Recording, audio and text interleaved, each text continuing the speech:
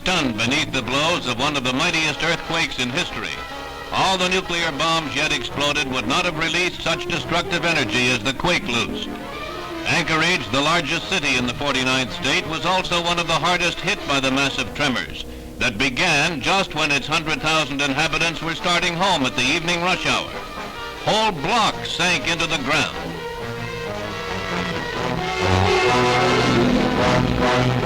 More people died in the wreckage of this new 5-story building. Although during the first dark hours it seemed that the loss of life would have to be immense, casualties later proved to be almost miraculously few. A more recent estimate put the number of deaths at less than 100. But property losses may run anywhere from $350 to $500 million.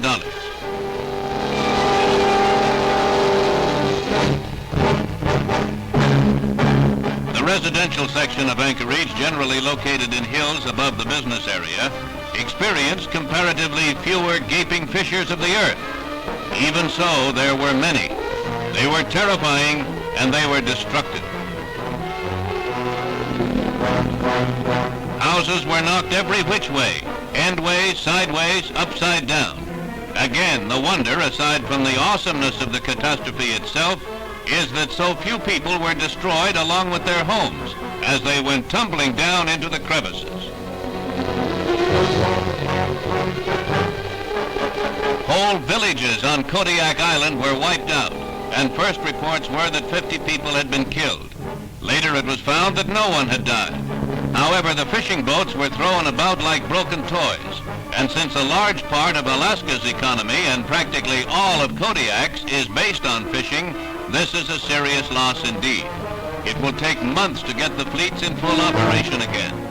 Alaska was declared a disaster area, but it will take an act of Congress to provide enough money to rehabilitate it.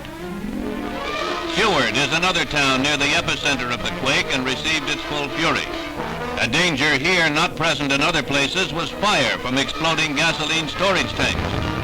Fortunately, the weather was relatively warm for this northernmost state, so there was no fear of freezing. Another fortunate factor was that the accompanying tidal waves, which raced across the Pacific at 450 miles an hour, hit at low tide.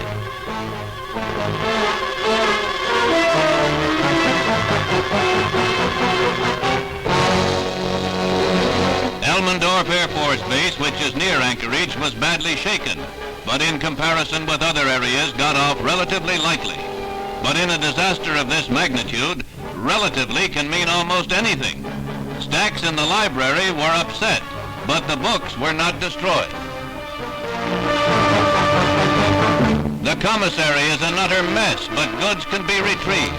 Alaska is one of the most earthquake-prone places in the world, and its people have learned the only way to deal with a quake is to pitch in and straighten up after.